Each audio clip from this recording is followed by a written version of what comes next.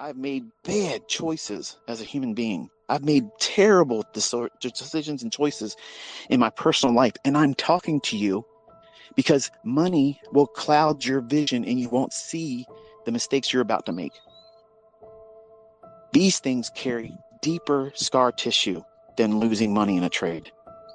I promise you, you have no idea the sense of remorse and regret that holds deep grips on me that I've done to myself that were self-inflicted because I didn't know any better.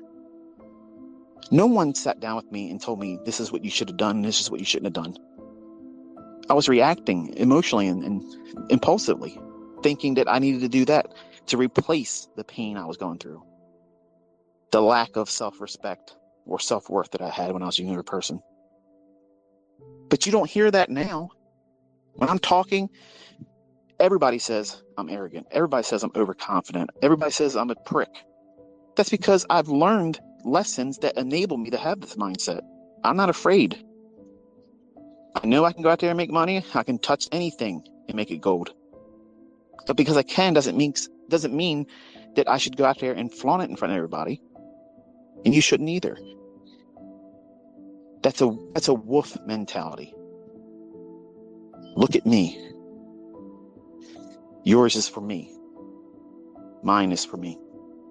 That's a wolf. When you look at a lion,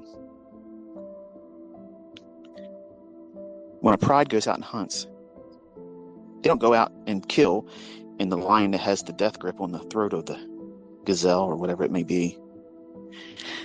It basically did the kill. The other ones may hold it down, but that kill was by suffocation by one lion. She's got a hold of its throat and waits for it to give up the ghost. They take that meat home. They share it together. So they take on the risks of going after that prey, not for a single purpose of feeding their one single belly, but that purpose is the same mindset that you should have as a trader. You have to have something outside yourself you're responsible for. I promise you, if you are not doing that, you can tell me, you can show me statements, you can show me certificates where you got funded, you can show me payouts, but I'm going to tell you in the quiet, in the moments where you're by yourself, you're shitting bricks. You're in trades you know damn well you shouldn't have been in, hoping that it pans out in your favor. You're doing so many resets that the public doesn't even know about. That's the real you. And you're getting caught up in the idea of showing an illusion. Here's what I did. Look at me. When you just take a step back and say, what have I been doing right now? Up to this point, what have I been doing? Have I been doing things that are for the betterment of something outside of myself? Am I leaving something behind? For me, generational wealth is important. More so now than it's ever been because my children aren't equipped yet to be able to manage the difficulty that the mental aspects of trading bring with it. They have amazing weapons at their disposal, but they have also young minds that are very, very impulsive. Just like yours, just like mine was. Think about it. When you join the military, Air Force, okay? Do they just let anybody sign up and go in there, hey, jump in this Raptor, fly it around, do whatever you want to do, try it out, take it a spin? No, of course not. Why? Why wouldn't they want to do that?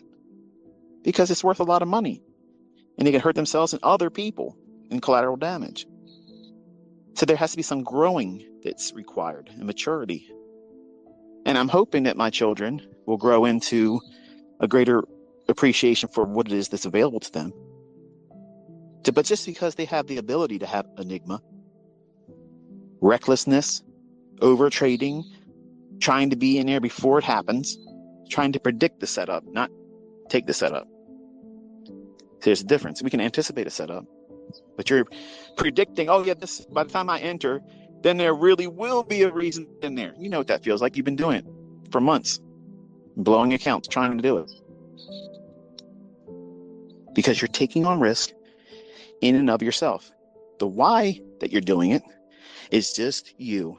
And while you lie to yourself and say, I'm comfortable. If I lose the account, it's no big deal. That is a piss poor mentality. Every single account, every single transaction must carry with it a great respect for risk.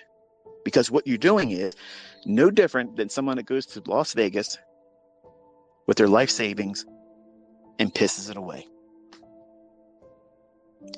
Flies back home and wishes they never had the idea of going out there in the first place. Because they got lucky one other time. They went with their life savings this time.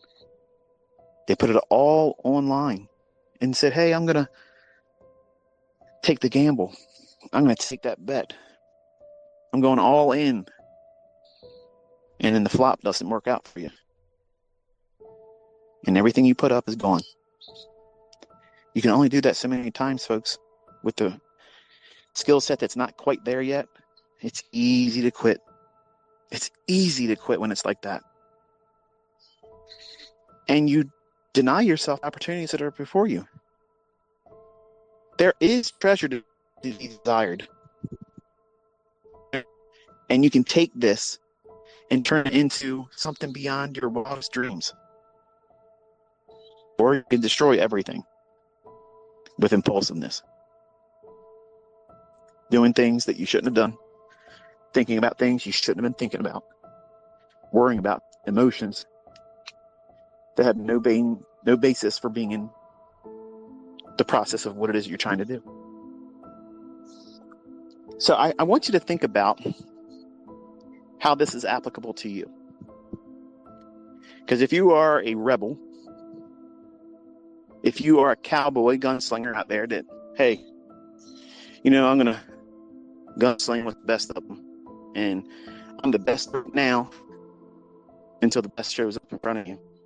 And if it comes on your back, oh, whatever. It was fun. I'm living my life. Pedal to the metal. Full bore. Never slowing down. You might want to take some inventory and change some things. Because this game is won by the long game, not the short game. Take a step back for a second. Step out of yourself. Present this entire industry right now as it is as a TV show. What do you see? Get rich quick. All you have to do is pay the reset. It's not your money you're losing. But the fuck it ain't. It is your money that you're spending on those resets and can't get funded or can't hold on to the fund account once you get it. So that bullshit is absolute money. What are you doing with it? Are you being a good steward with that money? How could you possibly expect to be rewarded with more when you can't even manage the little that you work with right now? And you think something magical is going to happen when you get funded? Something magical is going to happen if someone laid down a large sum of money and said, hey, we don't know much about you, but here, manage this for us. That's pipe dreams. I don't sell that here. I talk to you in a manner where I want you to take stock in it. Think about what it means to you. What does it mean for you to have a greater sense of risk when you have the perspective outside yourself, not just, oh, if I lose money, it's no big deal. But if you lose money and you have someone that you're depending or that is dependent on you, that is entirely something altogether different.